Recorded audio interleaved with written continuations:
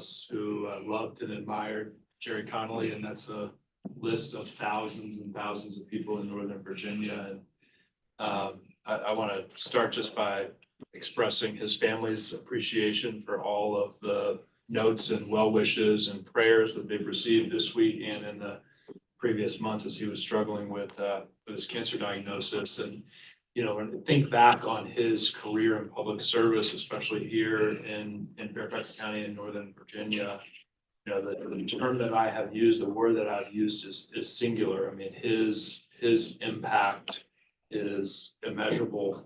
You can go all around Fairfax County, Fairfax City, and see the work that he has done. Not far from here, the Mosaic District was a project that he championed as Providence District Supervisor and as chairman.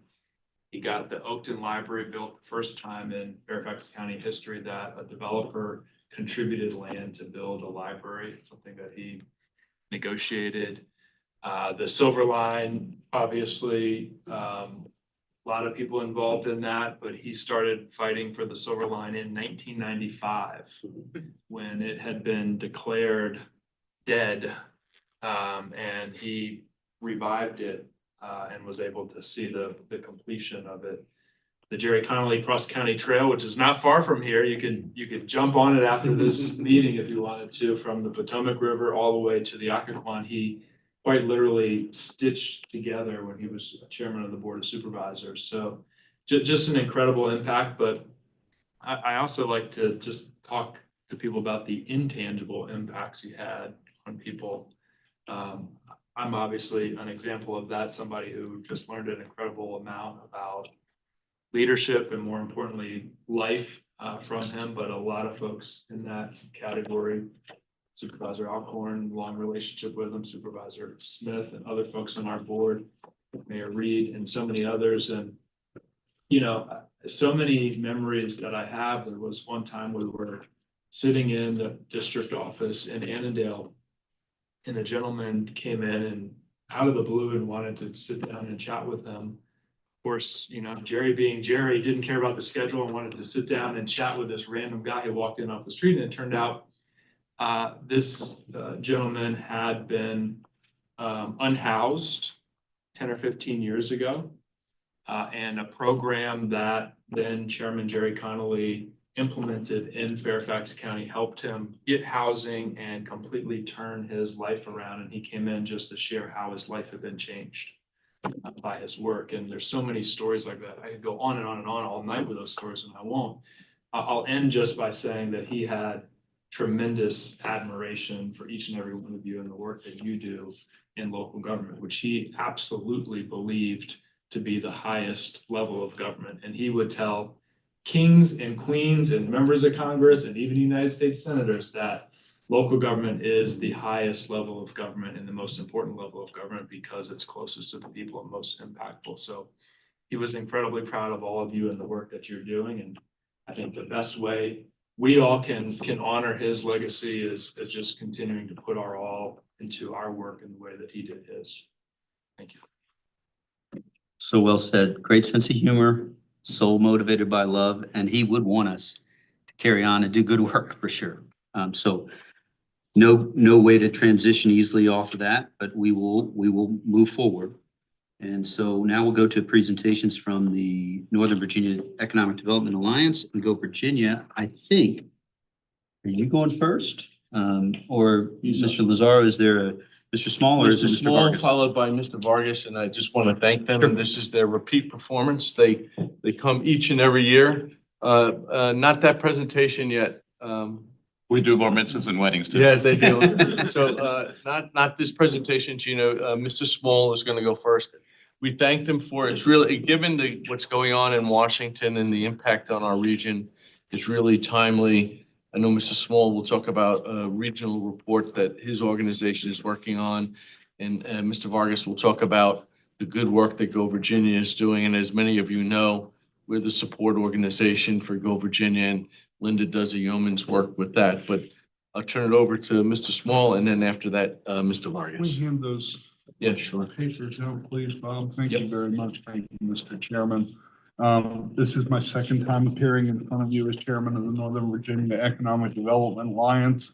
Either the rest of my peers don't want it or I'm doing a good job at it. I'm not sure which, but we hold annual elections. Christina Wynn in Prince William is our vice chair. Ryan Toohill in Arlington is our secretary, and Chris Bruno in Fairfax City is our treasurer. But all of the economic development directors for each of your localities comprise the board of directors. We're a 501c3 incorporated. Our logos are trademarked. We're doing annual audits. We have an outside accounting firm that's keeping our books.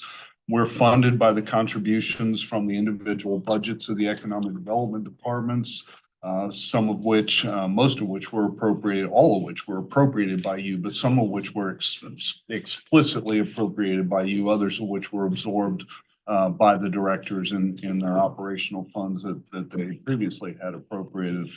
We're in our 6th or so year of operations. We have contract administrative staff that helps us keep our minutes, set our agendas, and keep us on track that way. And I'm pleased to announce that at our board meeting yesterday, we have agreed to hire our first our first executive director.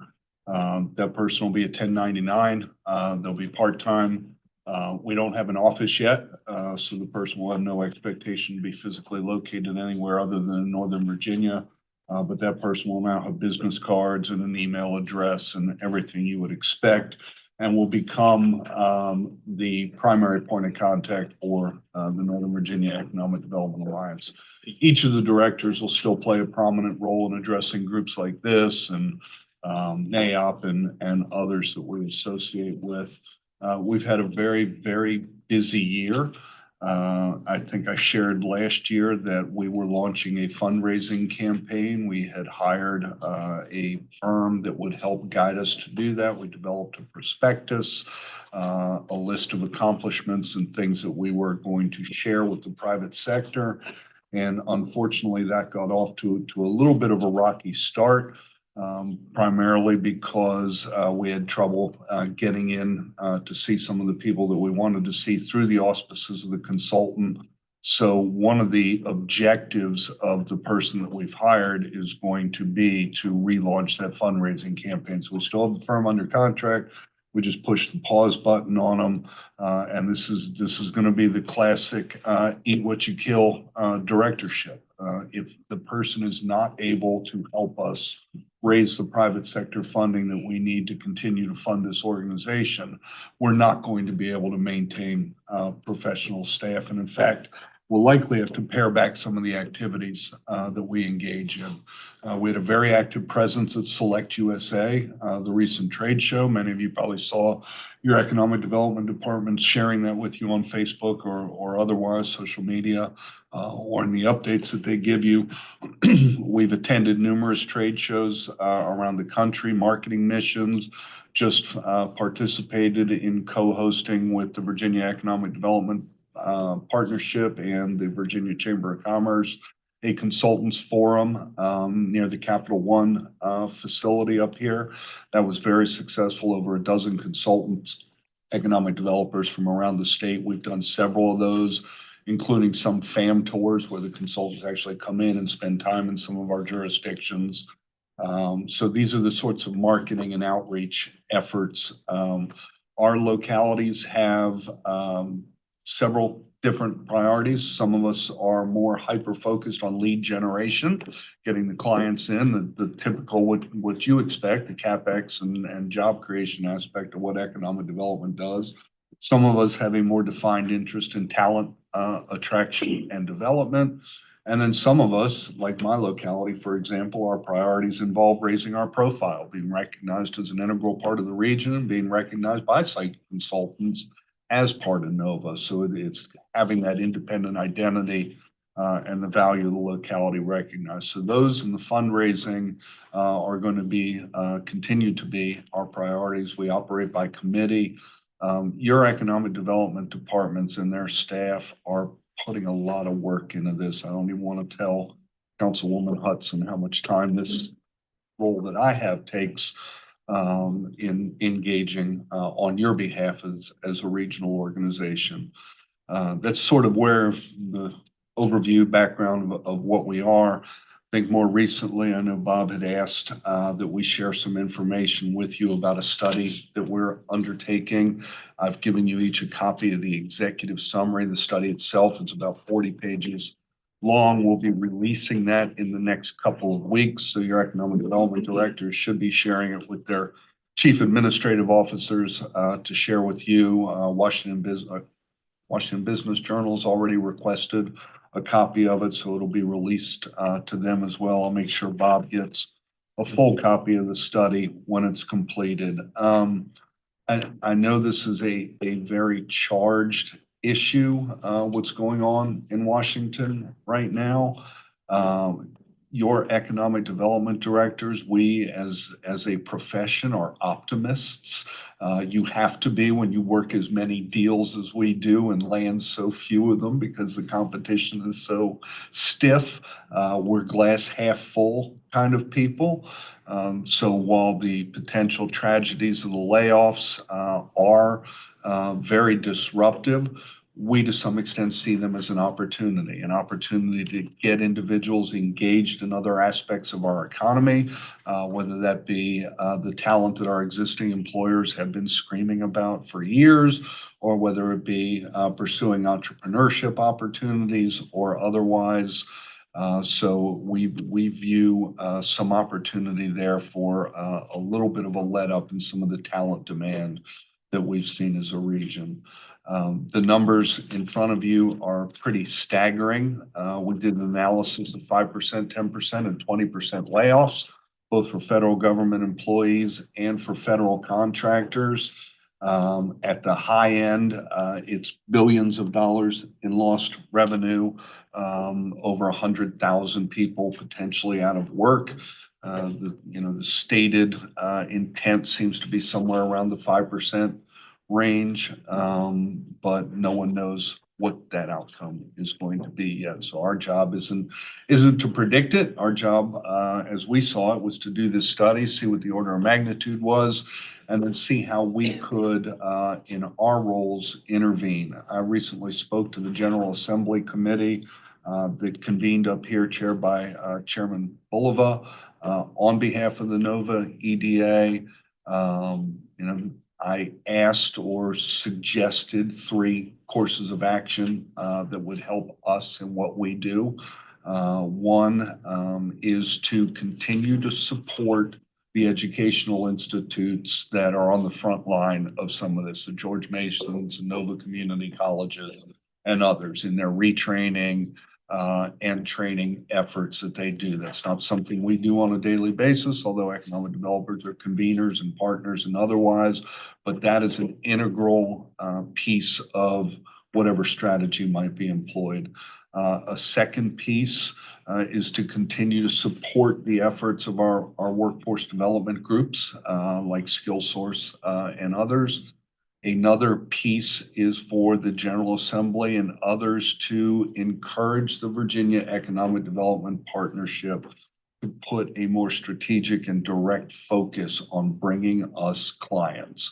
They are a global organization. They have offices all over the world. They have hundreds of staff. They and the governor and the General Assembly and you, through your individual business contacts, have the ability to drive clients to us. It doesn't necessarily have to be us doing cold calls and going to trade shows. The state itself can help us, and we'd like to see a more focused effort in that regard. And then finally, the last piece that we asked the Assembly for, and I think some of you may already be talking about this on the local level, is an office redevelopment and repurposing fund. Some of you may be aware of the Virginia Business Ready Sites Program, which is money that the General Assembly grants to localities across the Commonwealth to build essentially large industrial sites to attract major manufacturing operations and otherwise. That program is not very applicable to the people in this room, with the possible exception of Prince William, that might be able to put those kinds of sites into play. I know my locality certainly can't. But we are an office market, and we're one that quite frankly had challenges prior to the current situation. I believe Arlington's pushing 28% vacancy in the office market. A lot of these buildings are obsolete and need to be repurposed. So we believe the General Assembly can stand up under the Department of Housing and Community Development, a program similar to the Sites Ready program that would set aside money for us to intervene in the market, whether that's grants to a private developer who might want to raise a building, or if it's convertible to multifamily use or otherwise, or whether it's just outright buying these buildings as a local government and knocking them down. I know in Manassas, we've done some of that. I'm in the middle of trying to clear out a $16 million shopping center that we bought that was functionally obsolete. So something similar to that in the office arena. And we're going to suggest to the General Assembly that $45 million would be a good start in funding that program. So that's our only real financial suggestion to them. Some of you may, once we refine this a little bit, want to include it in your legislative packages next year. I know I'll be talking to Fairfax County tomorrow about just that.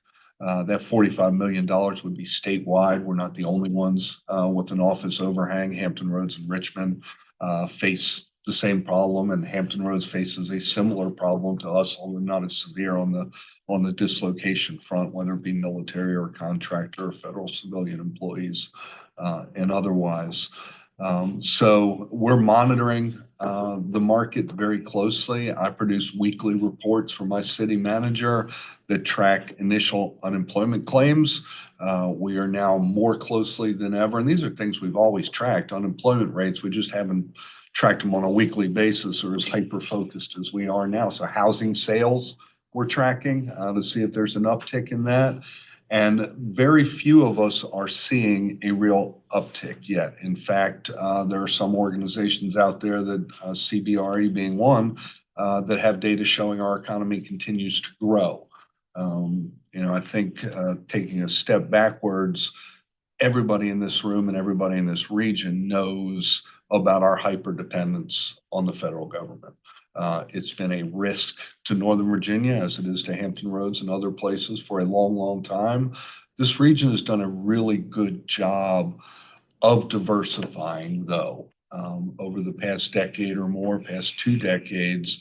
The attraction of new companies, the international headquarters, organizations like Boeing and Nestle and otherwise have mitigated some of the impact that we might otherwise have felt. But that having been said, this may be another wake-up call to all of us, just like BRAC was, just like the recession was. And we all know we go through these cycles. So I promise you, your economic development folks are very focused on it.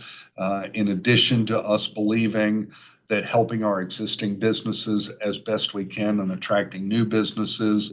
I've given you a handout of a program we're launching. It's similar to something we did during COVID that will help people enter the workforce in a different way. But whether it's because the folks that have been laid off continue to be paid, or because they've left, we don't know. But the data's not yet reflecting any impact to our economy. That is likely to change, although whether it's the order of magnitude that's shown in the report we released or not remains to be seen. I would caveat the report imagines 5, 10, and 20% of those workers just disappear. It doesn't make any allowances for folks that might take voluntary retirement, in which case transfer payments will continue to come into our economy. So be cautious if you look at that data and how you use it. It really is order of magnitude stuff. With that, I'd be happy to answer any questions on our activities, where we're headed, or anything you might be interested in otherwise. Thank you very much. It's clear that your colleagues elected a chair that can lead them. So really appreciate the detail and the thoughtfulness. What I suggest with commissioners is that we go to Mr. Vargas and then we have questions after that's done. So I did not know that you did mitzvahs and weddings, but I appreciate that. It's over to you, Mr. Vargas. Thank you very much. I appreciate it. Thank you all so much. Gina, could you please put up the slides? There we go. There you go, Dan. Thank you. Great. Good to see many of you again. For those of you that I haven't met before, I am a veteran, so I'm going to say happy Memorial Day coming up. It's an opportunity for us to remember those that gave their lives to defend our freedoms. So thank you again. And this is going to be my last time meeting with you all. My term as chairman ends on June 30th. It's been a blast, but we've got a new chairman coming in on July 1st. It's been an honor to be part of the Go Virginia initiative for the last 8 or 9 years. Let's go ahead and go to the next slide so we can talk about the program. For those of you that aren't familiar with Go Virginia, it was an initiative created by the General Assembly in 2016 as a way to be able to diversify the economy in the different regions of the Commonwealth and to strengthen collaboration within those regions. The magic happens at the regional level in many cases. The challenge was always finding a way to be able to break down the silos and the barriers to cooperation and collaboration. So this was a way to be able to identify projects and programs where state funding can go in to be able to push initiatives that can create jobs, that can increase collaboration, that can diversify the economy. We've all talked about diversifying the economy for a very long time. This is an initiative that really does move towards pumping state dollars into that program. Next slide, please.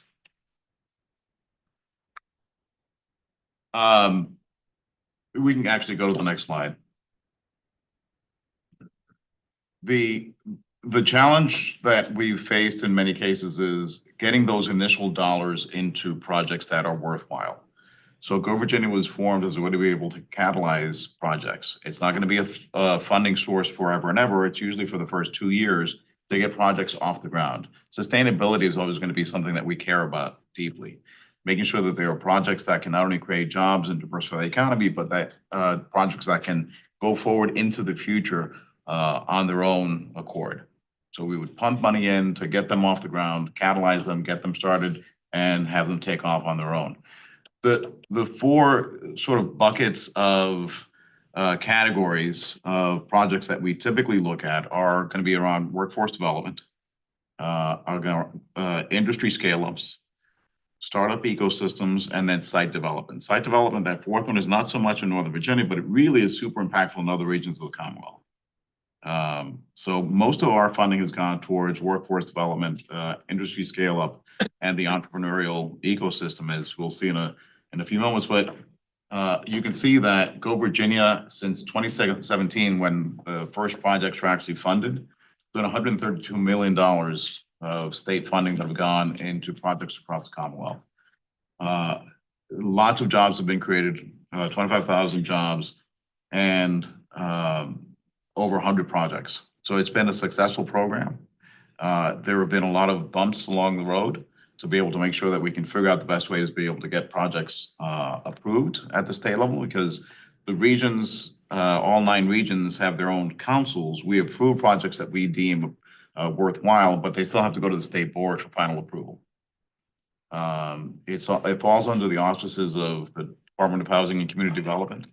So making sure that we have the appropriate mechanisms to be able to get projects from idea stage to approval at the regional council, approval at the state board level with the coordination of DHCD has always been something that we've been trying to refine along the way.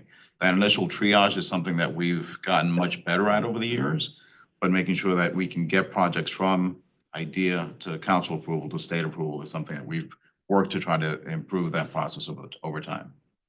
Next slide, please. Couple of different categories. Per capita funding is based on the population of the different regions. As you can imagine, Northern Virginia, Region 7 is the largest region in the Commonwealth.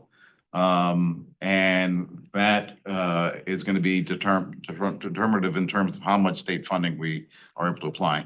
As of July 1st, we will have about $10 million to spend. So that's going to be super important as we'll talk about in a few minutes in terms of the types of projects that we'll be able to put money into. Planning grants and enhanced capacity building grants are smaller in nature.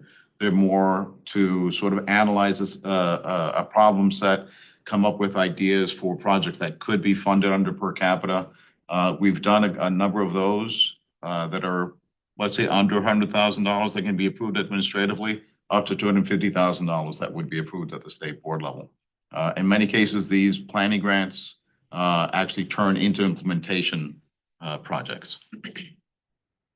There's also the last category, which is statewide competitive. That's where the collaboration goes beyond just collaboration within a region and the jurisdictions within that region, but also between regions. VAST, the nano manufacturing program, is one of those, where we led that initiative to put $1 million into semiconductor manufacturing in the Commonwealth. Let's go to the next slide, please. Northern Virginia, as you all know, largest region in the Commonwealth, over 2.5 million people, fairly well off from a financial perspective, median income. That doesn't mean that we don't have struggling communities and families in our jurisdiction, but we do know that there's a large population that needs to be supported. Next slide, please. So what have we done as a region to date? We funded 32 projects, $18.3 million have been pumped into projects in the region. There is a focus initially on the tech industry, and there's a reason behind that. We have a requirement to have growth and diversification plans every 2 years as a region. Because of the nature of our history of our economy and where we're moving into the future, there is a big emphasis on technology. Not the only emphasis, but because of the nature of the talent that already exists within the region, that's where a good chunk of our focus is in technology, cybersecurity, AI, et cetera. Next slide, please. So this is where our projects have fallen. The bulk of them have been around workforce development. As Patrick mentioned, talent is always going to be one of the critical factors that most of our employers face, is being able to identify and skill up the talent that's required. Industry scale up is also important. And then startup ecosystem. We know that in many cases, to be able to develop the employers of the future, they need to start from seedlings and grow into the larger trees. Next slide, please. Just a breakdown of the dollars that have been allocated so far. You can see those later on amongst yourselves. Next slide.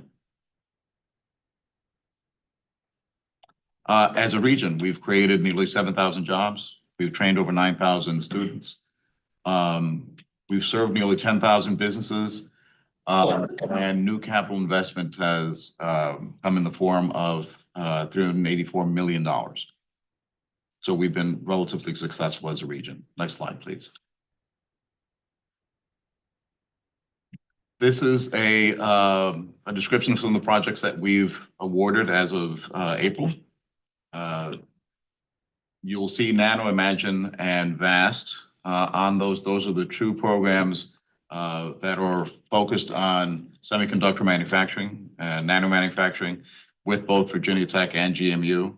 That's $5.8 million that we pumped into that nascent and growing industry. Still not nearly enough to be able to put Virginia on the map competitively vis-a-vis the other states around the country. Texas has pumped nearly $1 billion into that, but at least it gets us going in that particular sector. We've done things around life sciences as well. You can go to the next slide, please. We do have a couple of really important projects in the works. This one is Innovation District. That's $2.6 million. That's waiting state board approval. That is in the George Mason Prince William campus. That's going to be transformative. That's the type of project that 20, 30 years from now, we're going to be looking back and saying that that is an initiative that really transformed the region.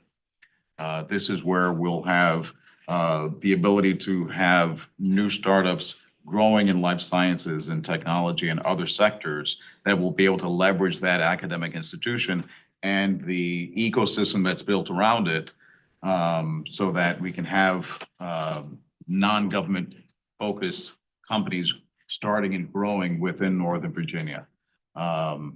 It's something that's been in the works for about 2.5 years now, and we finally got it approved at the council level. It'll go before the state board in June for final approval. Next slide, please. We do have some other projects in the pipeline around cybersecurity and more, and life sciences. Next slide, please. Before I get to this, I did want to talk about something that we've been focused on over the last couple of months. As we all know, the federal layoffs have impacted the region significantly. We've talked about diversifying the region for many, many years, but sometimes it requires an inciting incident. And this is the inciting incident that allows us to say, told you so. But we're having to contend with that fact. What we are trying to do is to help fund projects that have either already been started or are being crafted within the region to be able to address that. Northern Virginia Community College has launched what they call Nova Next. Many of you have heard that.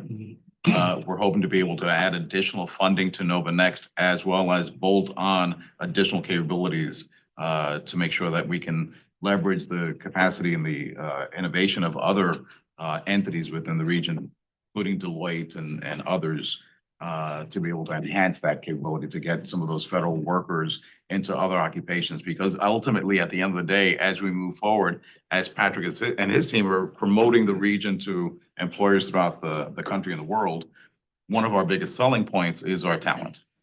So if we're not able to keep those laid off federal workers in the region, that selling point goes away. So we've got to be able to keep them in the region, keep them employed, so that they're not moving to New York or Nebraska or other places. Our incoming chairman, Sumit Srivastava, is wonderful. He's been my vice chair for the last couple of years. He's prepared to hit the ground running. We did make an effort to make sure that our board over the last couple of years was diversified, not only demographically, but also geographically, as well as industry sectors represented. So we've got a great regional council that are able to bring us to the next level in terms of identifying opportunities that we can support in the future. Next slide, please.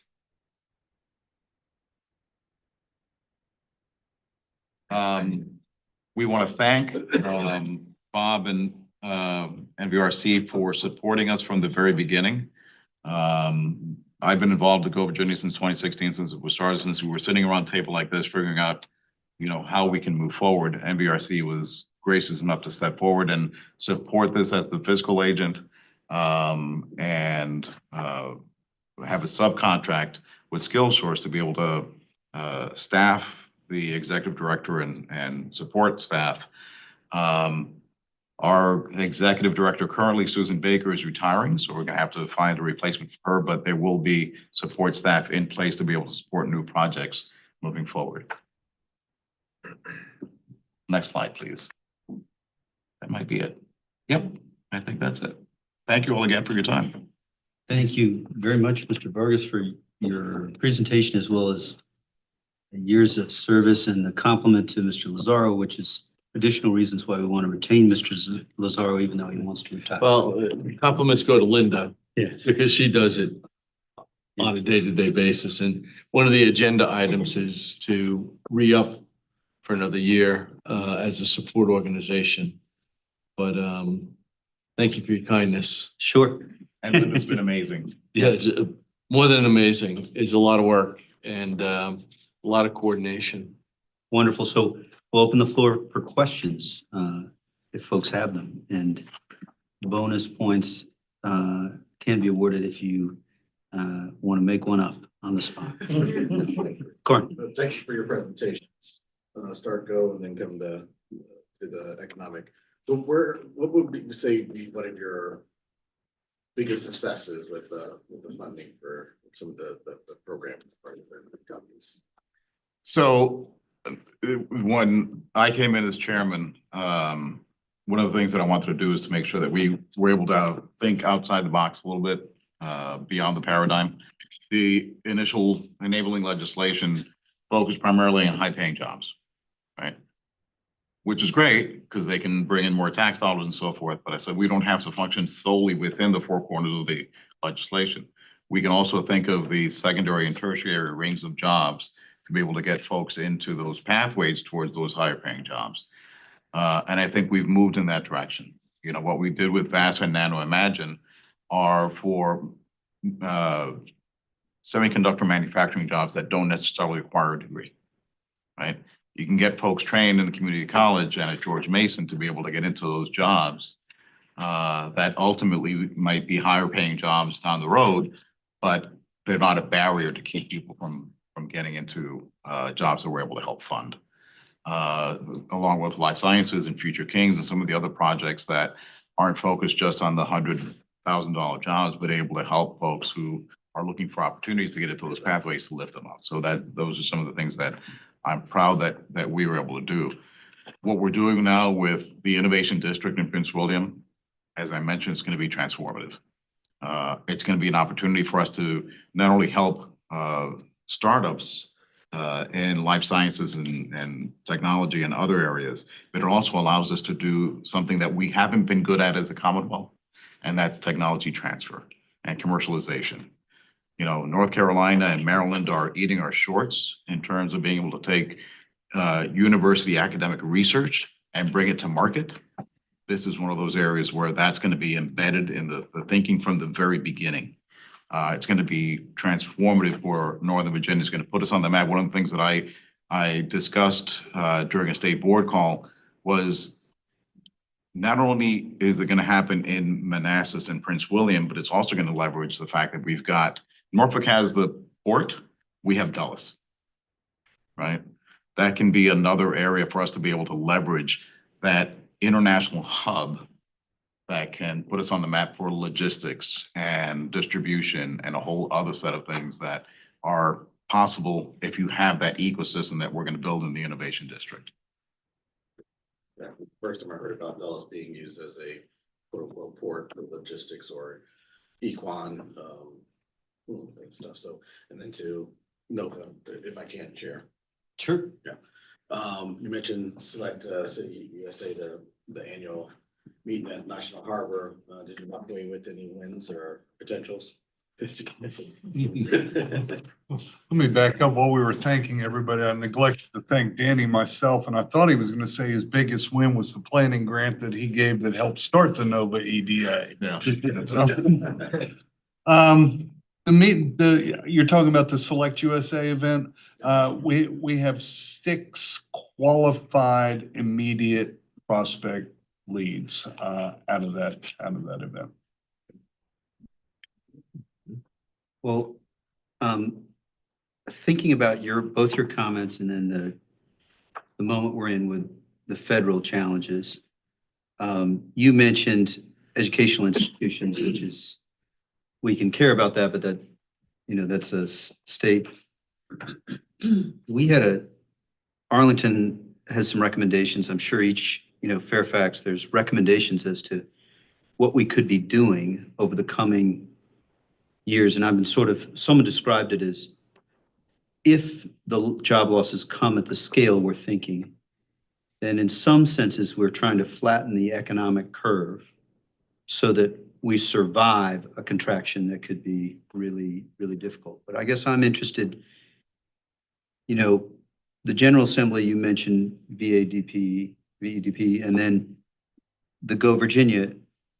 I'm struck by how much we seem like we are stereotyped as exclusively a wealthy region. And so we have to mitigate the challenges, but we also are the economic engine in many ways of the Commonwealth. So if we pitch to the General Assembly mitigating the losses or the economic multiplier benefits that help Spotsylvania and other, are the places, I'd be interested in we could try to put more money, but if it's money that's going to Northern Virginia, the state, even with a new governor, is unlikely to come to that. So I don't know if you have thoughts, your office redevelopment fund that you mentioned. It's heartening for me at least to rethink about Richmond and Hampton Roads having offices, because otherwise I'm not overly optimistic that we'll get funded. But I guess I'm interested in how we coordinate that office redevelopment, the Virginia Economic Development Fund pitch you'll make to the General Assembly. And then similarly for you, Mr. Vargas, like, how do we make a case that gets us the maximum resources, but that can be heard well in Richmond, you know, in September or more likely in January? And I don't know if you have thoughts on it. I think throwing Richmond and Hampton Roads into the mix gets us a long way on this program. And it's certainly a foil because they likewise don't benefit quite as much from that Virginia Business Ready Sites program. The idea that we're putting forward, the office redevelopment reuse, is not new. There was actually legislation in the General Assembly to do just that last year, and it was led by a group called the Urban Public-Private Partnership. I'm not a part of them. I can't tell you much of anything about them. We have Ryan as sort of our point here in Northern Virginia. He's collaborating closely with a gentleman named Leonard Sledge, who's the Economic Development Director in Hampton. So pulling together those groups, getting VEDPs to buy in, getting that urban partnership engaged. Hopefully they or someone similar to them will become the lead on this. It will not be the NOVA EDA. We'll support it, but somebody really needs to push it harder. And engaging those other two metro areas is, I think, the way that it gets done. And that covers both the office redevelopment idea you identified and the VEDP, that piece, or is that a separate thing? VDP wants to be a partner in the office redevelopment program. I've talked to Jason Alcubi, their director, about it, as have some others. So they see the need to assist with that. That's not really their lane. It's a real estate lane. They're a client generation lane. So the second piece that we were asking for was maybe a little bit more pressure, if you will, on the Economic Development Agency at the state to up their game when it comes to bringing us clients, because we, quite frankly, I mean, and I see the reports every month. I mean, it's, as you say, we're 33% of the state's economy, but we see 9 to 13% of the clients that the Economic Development Agency in the state generates. So, you know, I love Southside, I love Southwest, I love Richmond, and you know, some of these big projects down on the border with North Carolina are fantastic. But selfishly, I believe there ought to be a disproportionate emphasis by the state on some of these larger clients. And you know, I have a little bit of frustration. I try not to let it see, but you know, unless one of my peers is not telling me the truth. The NASDAQ back office operation that announced for Texas not terribly long ago, the Oracle operation that announced for Tennessee last year, we didn't see those.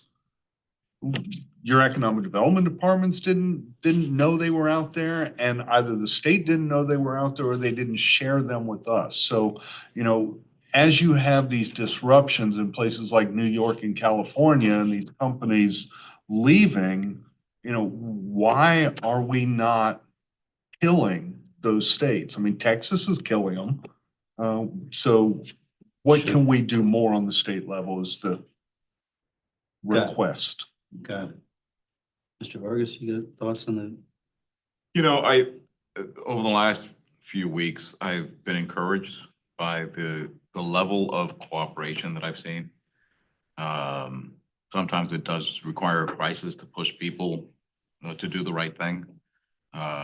So next week, we're having a meeting to pull together various entities to identify a project that could be sort of an amalgamation of some of the different initiatives. and put that before the state board for a larger bundled funding package with Northern Virginia Community College, with George Mason, with Deloitte, the whole public-private nonprofit academic partnership to focus on this crisis of the federal workers. What gives me encouragement is also the fact that some of that could have side benefits. You know, Patrick and I were talking about this earlier. If we've got an initiative that involves AI certification and training and credentialing, you know, there's no reason that that's focused on initially on that initial cohort of the dislocated federal workers. There's no reason that it can't have side benefits to young people that are looking for jobs in that space. Folks that might be underemployed, finding ways to be able to get into those technology spaces, taking advantage of those programs that have been built up to address the federal dislocated workers. We've got lots of needs out there that are beyond just federal contracting and federal workforce. The data centers that are being built up are going to need technicians. You know, so all of this has the potential benefit to be able to not only diversify the economy, but also lift up lots of folks that are looking to get the training and credentialing needed to get into higher paying jobs.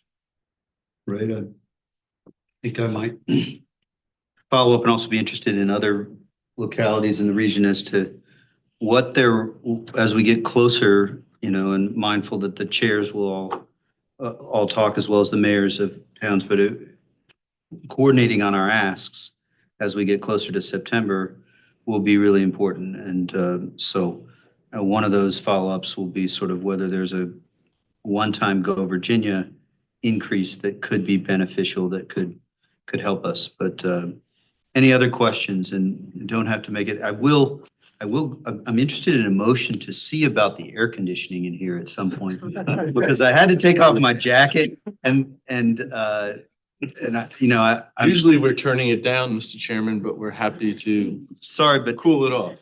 it's my fault in the sense that people run at different temperatures. Mr. Walkinshaw. Patrick, I won't say I'm excited, but I'm interested to read the report when it's ready. The summary notes that the report will, or the study will inform mitigation strategies. So I take that to mean that the report won't recommend mitigation strategies. Okay. Oh, and that's been, I think there's been a misperception about what we're doing, and I know Maryland is very interested in this, and the district is interested in this. We are not recommending strategies. We're providing data that groups like Bob's and yours can delve into more deeply. But no, our strategy is to continue to do more of the things that we've always done. As Danny said, you know, it's a time to double down and do more. We haven't been doing the wrong things. Our education programs, Go Virginia, I mean, you stand up stuff like the community college, the Nova Next program. I mean, it's more of that. Yeah. Maybe related to that, one of the things I've asked our economic development folks is there an example of a case study around the country? Obviously, there's no perfectly analogous situation, but a region that experienced an economic shock and weathered it or recovered relatively quickly, right? There are case studies of, you know, Detroit decades later, you know, reviving their downtown and how they did it, or New York City creating a startup ecosystem based around the assets that they have. But are there any case studies that can help inform our approach moving forward for this kind of situation that you can think of?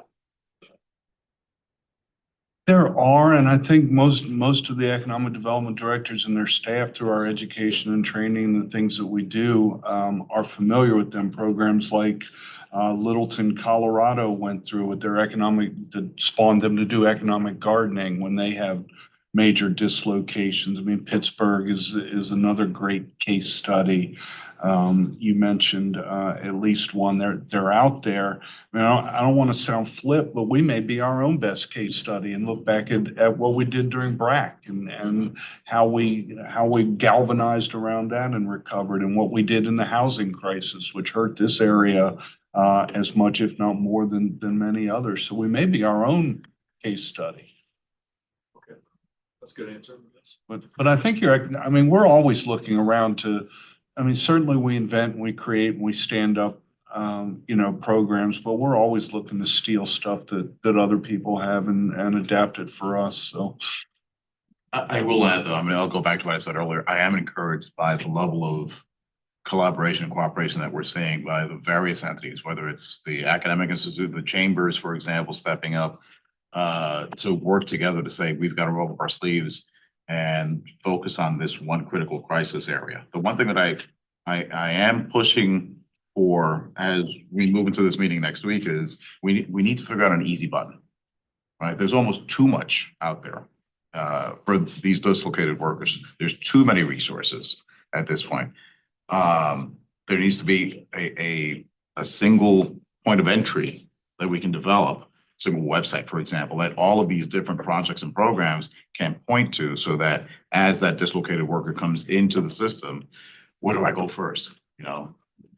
Have that be an initial point of entry so that they can then be able to leverage the different projects and programs that are out there. I'm glad to hear that collaboration is happening. I can tell you that there has been at least a perception here that, not Go Virginia, but the Youngkin administration has not been focused on economic development in Northern Virginia or Fairfax County. That's not a misperception. I mean, we're focused on, that's why when I said earlier, the magic happens at the regional level. We're not waiting for the administration to tell us what we need to be doing. That's why I said not Go Virginia. I recognize, and you all have a different mission that Right. precedes the administration, but there has been a perception that there hasn't been the level of collaboration that there's been with past administrations. Yeah. Thank you. Commissioner Hardy and then Commissioner Alcorn. Thank you for this. Like James, I look forward to getting this report. Other than us in the jurisdictions living it real time, will you be providing kind of the jurisdiction level impact numbers? Yes, the report identifies job losses, tax revenue losses at the local level. And it's meant to be kind of a one-time like snapshot, or do you expect that you'll be It's the monitoring? 5 to 10 and the 20% model, again, assuming that people just disappear off the face of the earth and don't get otherwise employed or take transfer benefits or otherwise. So order of magnitude, but yes, you'll see it at the city and the county level. Once, but not Yeah, what I meant is not like, over time, unless we or somebody puts more money into that study. No, we don't intend to redo the study, but I think the work that we're all doing will inform that. So I mentioned I'm tracking weekly unemployment claims. We track sales tax data quarterly at the city, real estate income. So we're all already tracking that, and you should see that and be able to stack it up against what the report says. I failed to mention the one thing that we are hearing anecdotally is a significant increase in the number of resumes that are showing up in the municipal government offices for the administrative jobs and otherwise. So whether those are folks that are already dislocated or whether they're people that are quite frankly just disaffected. We all know we work for people and organizations that we choose to work for. And if you're no longer happy with where you work, you might look for something else. So that may be some of those people, but that's the only indicator that so far has started to kind of flash yellow is those increase in applications, and it's not quantifiable. I will pitch something for Nova Next though. I mean, they've done the intake for about 1,000 people so far. And they're already starting to do the training and the coaching and the resume reviews and all that stuff for about 400 and so forth. The one thing that they do have a need for is volunteer career coaches. So folks that can help, that coming from the private sector, that can help these folks who have been working in a federal job for 20 years, how to get back into sort of the private sector civilian careers. It's a big transition. it's a big mindset transition, if nothing else. We're using AI, or we're gonna be using AI to be able to translate some of those skill sets into parlance that makes sense in the private sector, right? So it's what we've done for military veterans as they transition from being a tank commander into a private sector job, some of those skill sets need to be sort of rejiggered and translated into, you know, language that makes sense in the private sector. So this is gonna be a process. I'm confident that we'll get through it without too much loss in terms of our talent pool, but we all gonna have to move sort of in the same direction. I think the one thing we're missing right now is that agency, and I think Bob's probably doing it better than anybody else, is that one agency that's sucking all of this information up and aggregating it. I'm on the Skill Source Board. We had our Board of Directors meeting today. They're seeing an increase in website traffic, but not seeing an increase in walk-in traffic and not really seeing an increase in programming yet. So who's that agency that's out there that's hitting my group up for, you know, what we're seeing, and hitting Danny up for what he's seeing in the colleges and otherwise? And I don't know that there's anybody really vacuuming the information that would get to, you know, exactly what Commissioner Hardy's looking for. Got it? I would say one other data Yep. point. So I think all of us have job fairs in our various districts. I think in one for the 8th district in particular, we were expecting a couple hundred people. We got thousands. I think that's something that we all experience. So I think while you say that you don't have a lot of data right now, we certainly feel it at the local government level. We know that people are hurting. And to that point, just so, before we go to Commissioner Alcorn, is everybody seeing a ton of increase in resumes coming for every job? We are seeing off the charts more Overqualified. applicants. Yeah. Are you seeing that too? I see mostly head nods, but it may not be. We're starting to see more Warren Acts too. We just received one a couple weeks ago for 217 people. Yeah. These It's weren't even federal when there's a large job. I think most people know, but it's federal when there's a large job loss in one particular company, right? That's when you get the warning. So 50 or more. thank you. Commissioner Alcorn. Yeah, a couple things. First of all, just, I also keep track of the jobs that are posted. I think it's 47,250 now on the Fairfax Nova jobs page. That's bounced around a little bit, down from 90,000 listings in January. So, but it does look like it's bottomed out, which is good. It suggests, you know, maybe things are stable. Anecdotally, I'm hearing an awful lot of people that are losing their jobs. They just haven't lost them yet, you know, but it's coming, you know, this summer. So hearing a lot of that, people actively looking.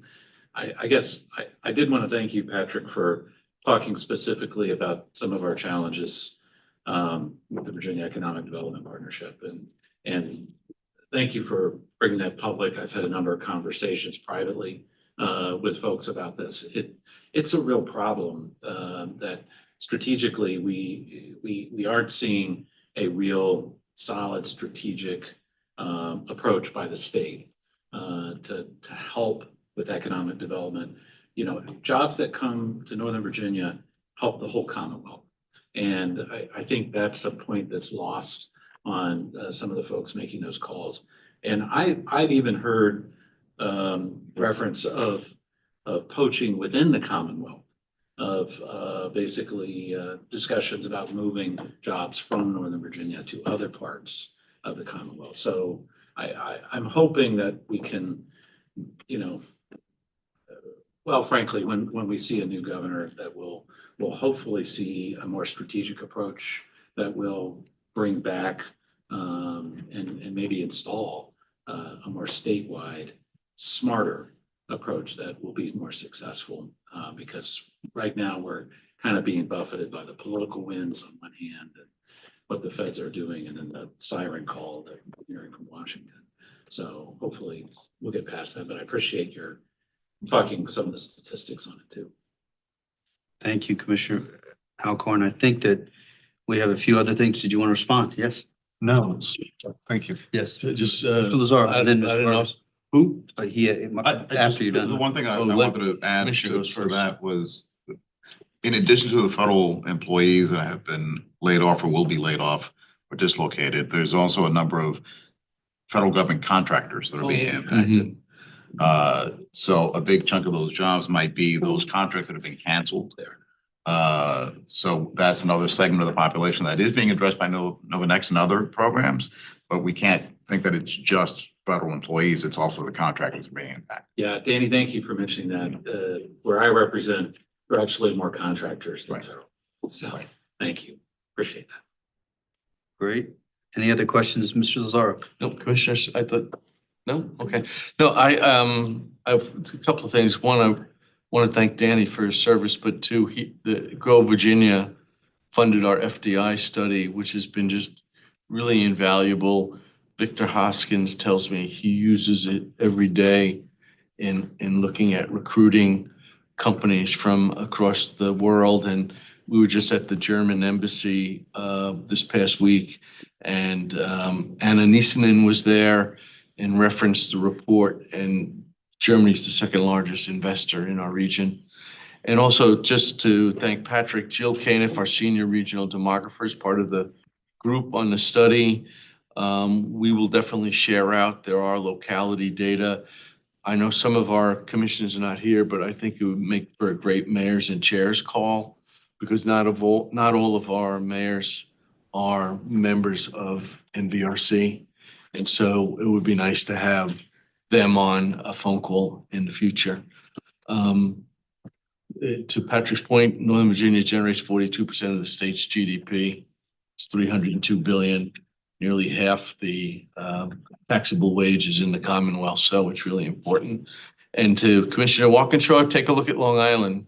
I was there when Northrop Grumman went away with the peace dividend, and it just crushed the economics of the island, because Grumman went and all the sub-suppliers and everybody else went with them. And Danny would know, he's a Queens guy, so Brooklyn. So it was a big hit for a long time. It was like 92, 93. It was pretty awful. I'm looking for a happier outcome. Well, you know what? Well, the happier outcome, it took a long time. It took a state investment in looking how to take someone who made hardened materials for the military and to turn them into private sector goods. So it was a good story, but it took a while. Thank you. And then we will, just a big thank you to you, Patrick, and we will not steal, in Arlington, we will not steal your economic development director. We like ours. But we are lucky that you're leading the group, and thank you so much. And then also, both for your service prior, but also for your service 9-10 years now, Mr. Vargas, please give them both a hand.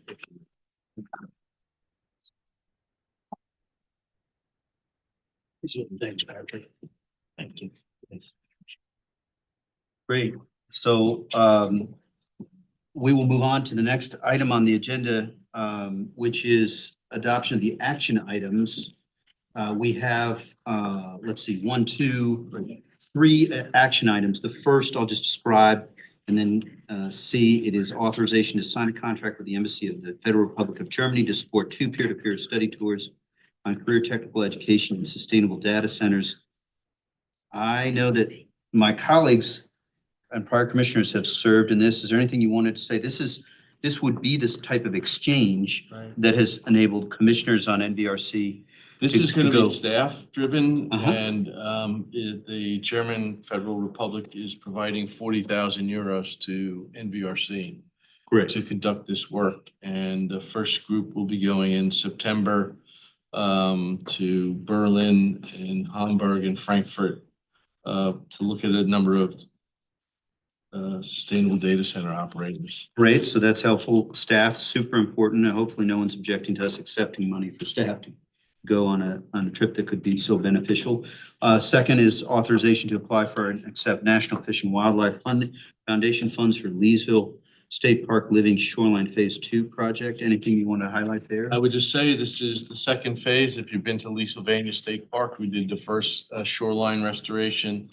And the National Fish and Wildlife Foundation is very interested in seeing this continue along the shoreline.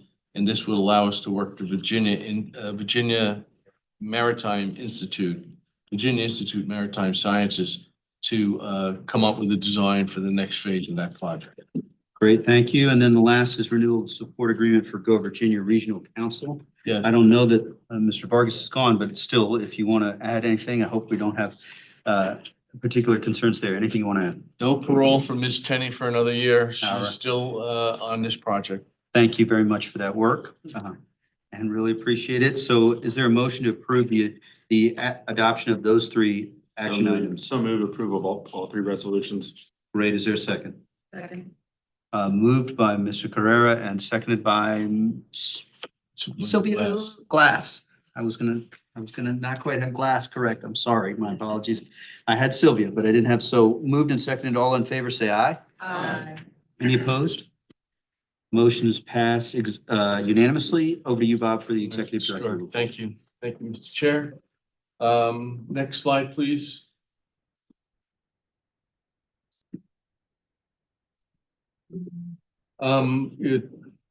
It's following up on what Mr. Small said.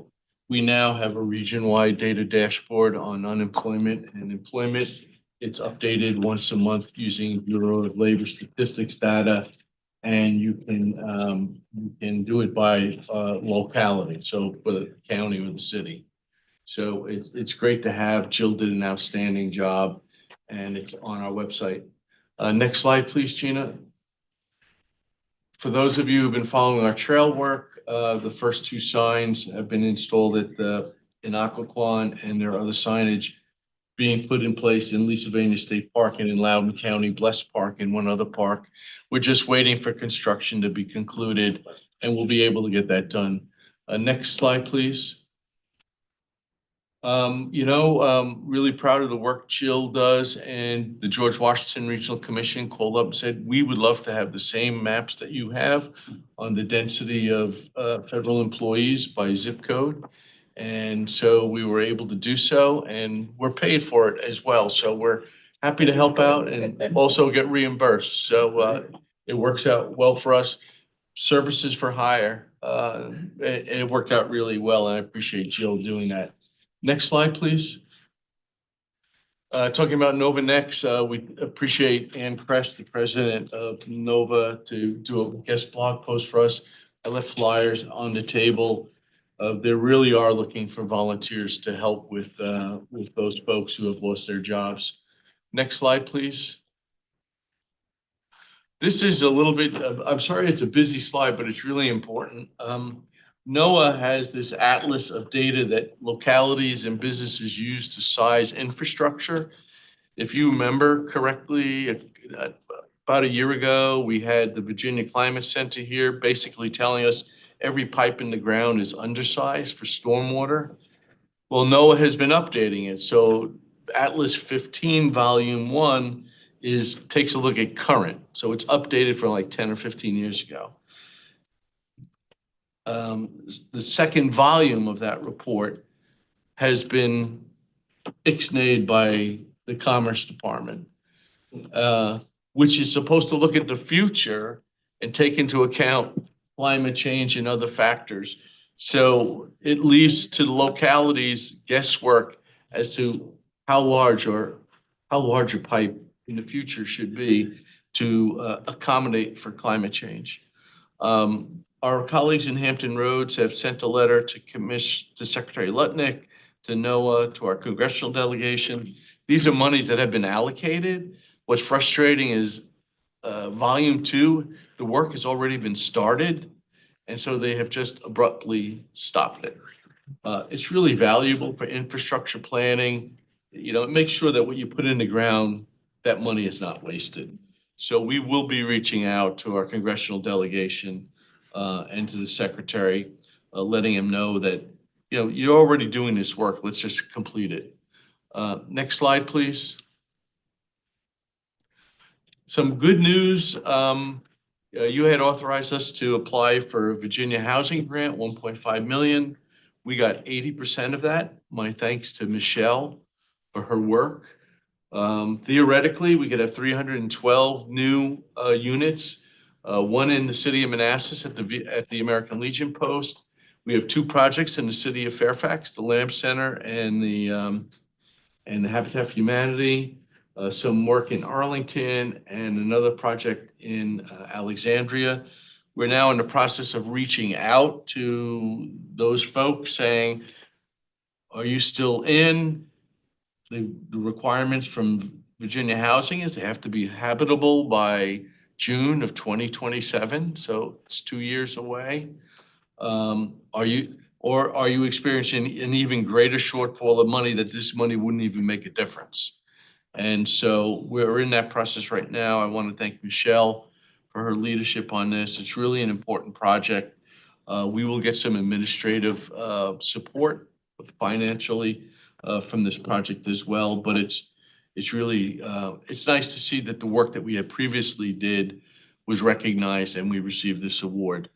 I think that's my last slide, but I'd like to get into my financial report if I could. The financial report for April is in the red, and the only reason is that we had 3 payrolls. The first payroll was April 2nd. And so grant funding for the Ryan White program was backloaded into March, so it artificially makes April look worse. But we're ahead of where we are financially according to plan. And I do not expect any issues in May or June. I do want to talk to you about, though, our Ryan White program. It's for people who have AIDS. As you know, you had authorized us to apply and accept a grant. We did. On March 3rd, I received an email saying, congratulations, from you're going to get $3.1 million. This was from the Virginia Department of Health. End of the month, get an email, hey, we're not signing a contract yet. We may have some issues in terms of the amount, but don't worry. Well, we played a lot of whack-a-mole in the month of April on getting together and talking with them because that grant year starts April 1st. May 7th, we had a phone call with VDH. They cut our grant 70%. And oh, by the way, you cannot provide funding to Northern Virginia Legal Services and to Northern Virginia Family Services. And you only could use these monies in certain areas. I had put a graph out over on the table on what they're saying that we can or can't do with the money. The only thing that we could do is those things in yellow. Everything else that we were doing, which is on this chart, we're not allowed to do anymore. So helping people with transportation, dental health, linguistics, so people who do not speak English, emergency financial assistance, are all been taken off the table. Thank you to our staff. We found some HOPWA, which is housing money, that we're going to be able to use with Northern Virginia Family Services to backstop them for this year. I have no idea what's going to happen next year. I received a phone call from someone. They said, oh, you know, we ran into Bobby Kennedy's general counsel. He said Ryan White was fully funded. I said, we weren't doged. We were cut by the Virginia Department of Health. And the reason why we were cut is because the state gets rebates for pharmaceuticals because they buy a lot of drugs. And somewhere, somehow, those funds were misapplied. And now the state is put on the hook to repay that money to the pharmaceutical companies. Now, excuse me, but their mistake and the reaction is to cut vital services to people who have AIDS when they have a $5 billion surplus on top of it. Fun fact, in Northern Virginia, 93% of people who receive Ryan White services are virally suppressed. Statewide, it's 83%. If you don't get Ryan White services, it's 61%. So Ryan White really makes a difference. And this is not a program that we just created. This has been a partnership with the state for over 30 years. Chairman Chapman has approved the letter I'm waiting to send because I want to get my signed contract. I still do not have one, but we will be sending it. And we just have 2 asks. 1, how did this happen? And 2, with a $5 billion surplus, restoring the 2.3 million that were cut certainly is not an unreasonable request to make. Talked about it a little bit more in executive committee. There's some legislators that I think we need to meet. I think it would be helpful for our partners in the provider community to have their clients call their legislators to talk about this. Jill has put together a dashboard of all the services that people are receiving. 80% of the folks who are Ryan White clients are people of color or Hispanic. 54% of our clients are at the federal poverty level or lower, which is $15,000 per person. We have folks that have mental health issues, other related issues that Ryan White Part B really makes a difference, because it's not all about just taking the medicine to keep yourself well. It's all the support and wraparound services that the Ryan White Part B providers give. In March, there were 30 like organizations in Virginia. As a result, now there are 13 or 17? 13 remaining. 13 remaining. A number of the folks that we work with have just gone out of business, disappeared. So it's a public health issue. I think it's an equity issue in terms of fairness to those people who've been doing the day-to-day work. Some of our vendors have not yet got paid. I mean, we're going on 2 months. And these are not folks that with deep pockets either, you know? And so I'll keep you all informed. I certainly will make sure you all get a letter. If you have a member of the House or the State Senate that you're friendly with, anything that you can share with them, we'd appreciate it. Our legislators are going to get the letter as well. The letter goes to the governor, the speaker, and the Senate Majority Leader. We would appreciate that assistance. But if we get doged, I mean, our budget is up for adoption in June. I don't see much changes in it, but if we get doged, there will be a lot of changes to it, because we can't subsidize the state and federal government. We just can't. And all of our employees, including myself, sign a letter that says our position is grant funded. I just would hate to deconstruct something that's been hugely successful.